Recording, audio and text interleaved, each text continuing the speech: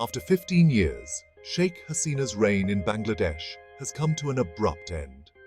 The Prime Minister, a towering figure in Bangladeshi politics, announced her resignation amidst a backdrop of escalating protests and nationwide unrest. Her departure marks a pivotal moment for the nation, leaving a void in leadership and raising questions about the future of Bangladesh's fragile democracy. Hasina, daughter of Bangladesh's founding father, Sheikh Mujibur Rahman, had been a dominant force, leading the Awami League to consecutive election victories. However, her long tenure was not without its critics, who accused her government of authoritarian tendencies and suppressing dissent. The protests, initially sparked by a controversial job quota system, quickly morphed into a wider movement demanding her ouster. The demonstrations, characterized by their scale and intensity, revealed deep-seated grievances against Hasina's government and a yearning for change among significant segments of Bangladeshi society. As the protests swelled, engulfing cities and towns across the country, the pressure on Hasina intensified. The situation reached a boiling point, with violent clashes erupting between protesters and security forces, resulting in numerous casualties and pushing the nation to the brink. Faced with mounting pressure and a rapidly deteriorating security situation, Hasina made the momentous decision to step down, hoping to quell the unrest and pave the way for a peaceful transition of power. Her resignation, while a dramatic turn of events, offered a glimmer of hope for a nation teetering on the edge. It marked the end of an era, leaving behind a complex legacy and an uncertain future for the people of Bangladesh. While the immediate trigger for the protests was the contentious job quota system, the roots of discontent ran far deeper.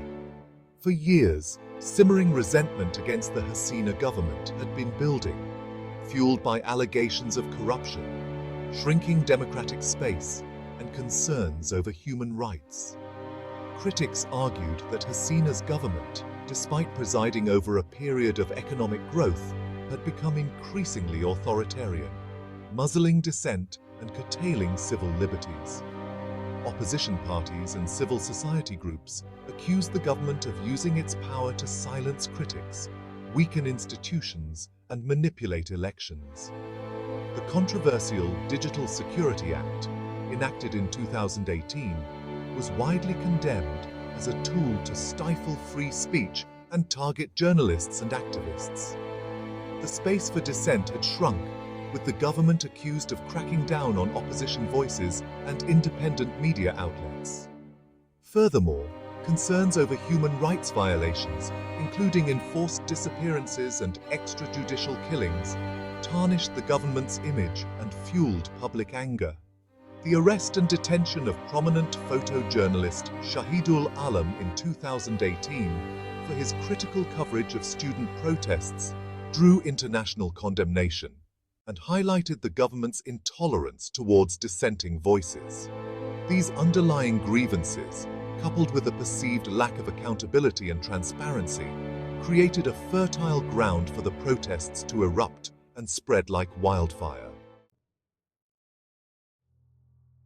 The spark that ignited the nationwide protests came from an unexpected source: university students.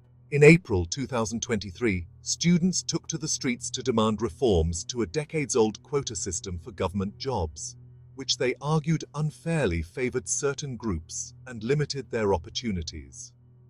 The protests, initially confined to university campuses, quickly gained momentum, spreading to other cities and drawing support from various sections of society. The government's response to the student protests was widely criticized as being heavy-handed and dismissive. Instead of addressing the students' concerns, the government resorted to using force, further inflaming the situation. Images of police brutality against peaceful protesters, widely circulated on social media, shocked the nation and galvanized public support for the demonstrations. As the protests grew in scale and intensity, so did the demands of the demonstrators. What began as a movement for quota reform transformed into a broader call for Hasina's resignation and an end to her government's perceived authoritarianism. The protests became a lightning rod for the accumulated grievances and frustrations of a population yearning for greater democracy, accountability, and respect for human rights.